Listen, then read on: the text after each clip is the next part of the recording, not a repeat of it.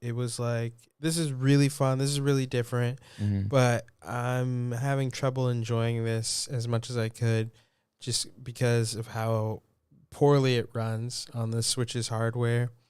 And I mean, now I'm hearing that this is not so much the Switch hardware as much as how poorly optimized the game was. And that's really a bummer too, because again, like, I mean, this is one of like the highest grossing video game franchises, so there's no reason that Game Freak, I don't know if it's Nintendo telling Game Freak like, we want you to push this out. Like, we just had a game come out in January. I feel like it's the Pokemon Company, to be honest. Yeah, I feel like it's TPC because they're trying to get out the, like, they're already announcing like the new cards and stuff even before like a few months ago, like, you know, like, yeah. You think it's TPC? Yeah, I think it's the Pokemon Company. Because I'm like, once the new games come out, that's how they get all the new marketing for like the cards, the anime, and all that stuff, you know? Yeah, because even I thought that was a little bit crazy to have two Pokemon, like, essentially, like, well, I guess three Pokemon. Yeah, games. didn't Arceus come out in like February or some shit? January it came out. Yeah, Arceus came like, out, what the hell?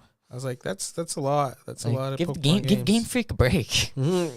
I think Arceus, I think it might have been developed by somebody else, but in like Game Freak may have helped. Yeah. I think you're right. Yeah. Because they weren't communicating. Team. Yeah, you're right. Because there was problems in this game that were fixed in Arceus. Yeah.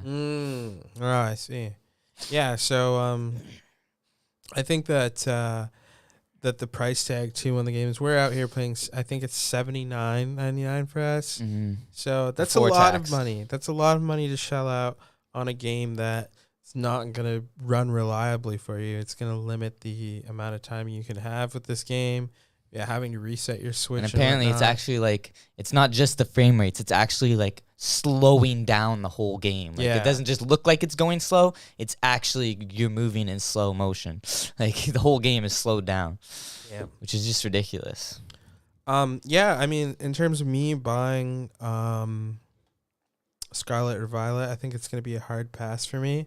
Unless they do like some hardcore No Man's Sky operation. Yeah, I think the next game is just gonna have to maybe have something new, or if the Switch comes out with some better hardware, I think, and that they can little tweak the game a little bit better, then maybe. But yeah, and in terms of like playing Breath of the Wild and stuff like that, I don't know. I mean, there are other games that run fairly well on the Switch, so. And look better, too. And look better, exactly. So we'll just have to see. We'll just have to see in the future. But, yeah, I think we're like, 6 months away from Breath of the Wild 2, so. Mm-hmm. Yeah. And then we got a big cancellation, guys, but I'm not surprised. Yeah. As Dead Island 2 is being delayed from February to April 28th.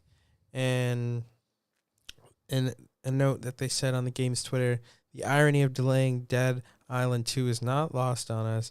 And we are as disappointed as you undoubtedly are. And then they just said the delay is just 12 short weeks and development is on the final straight now. We're going to take the time we need to make sure we can launch a game we're proud to launch. Yeah, I mean, of course, Dead Island 2 has had that rocky sort of development. So I kind of figured, but I think, again, don't mention you're ready for release until you're absolutely sure. Yeah. We could have held off, even knowing that Dead Island was coming, but I don't know. I guess, you can't tell what marketing and higher ups are going to make the developers do. Mm-hmm. And then, yeah, we got a new trailer for the Callisto Protocol. Looking pretty cool. We got and Josh Duhamel as our main protagonists here. It's looking crazy. I'm liking how this trailer. I'm really seeing how that the new, what is it? Unreal Engine 5. In the generated the new generated gore, randomly generated CGI. What is it? RNG gore. Oh yeah. Yeah. It's really looking like unlike any game I've seen, you know. Yeah. And I'm liking how it's like, kind of like got like the like. It was an outbreak. Scorn kind of vibe, but it's not like too over the top. You know what I mean? Like, it's like a fine balance. yeah, like the combat looks fun Mm-hmm. as much as it looks scary and disgusting and gross. Combat looks very good. And I'm hearing it's like limited ammo too, kind of thing. Like Resident Evil's fun and stuff, but these past few ones, the combat's been very stiff. And this looks like the direction of where I want my survival works. Yeah, definitely. And the vibe too. Yeah, I was done with sci-fi for a bit, but I can do sci-fi. Yeah. Yeah, I'm very excited. I know who you are. December 2nd, folks.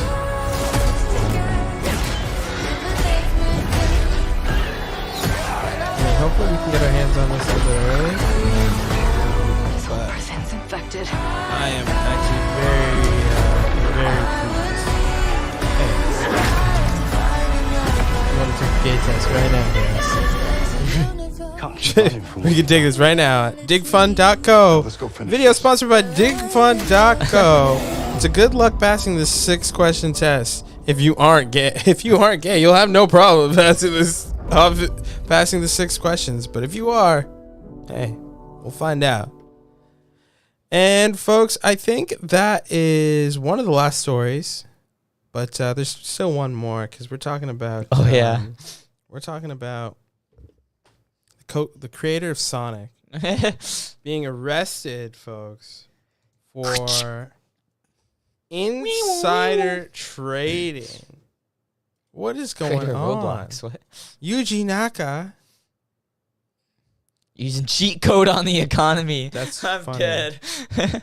Yeah, he's on Friday. The Tokyo District Public Prosecutor's Office gave a statement that alleged Naka obtained sensitive information about a new Dragon Quest mobile game while employed at Square Enix in 2020. The statement claims that Naka purchased 10,000 shares of the game's co-production company, aiming prior to the news of the project going public. Naka and 2 other Square Enix employees have been arrested on insider trading charges.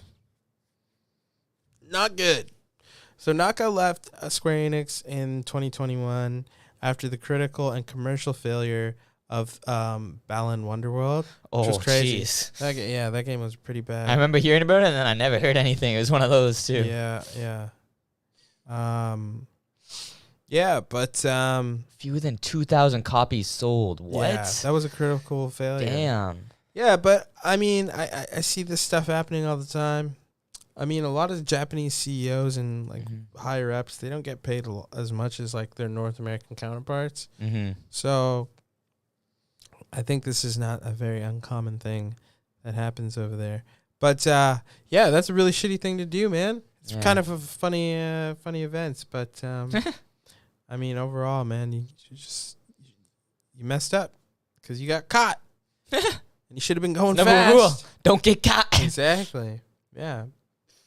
Truly, his boys went down with him too. Yeah, truly unfortunate circumstances. Yeah, but I think that pretty much wraps up the news for us tonight, folks. Just a short one. But I got a Harvey's poutine I gotta go eat, and the burger and some nuggets. So yeah, thanks for tuning in, folks. This is the one. Thanks for tuning in. We'll see you on the next show. Until next time, folks. Have a good one. See you later. We'll see y'all later. Item 9. Bees.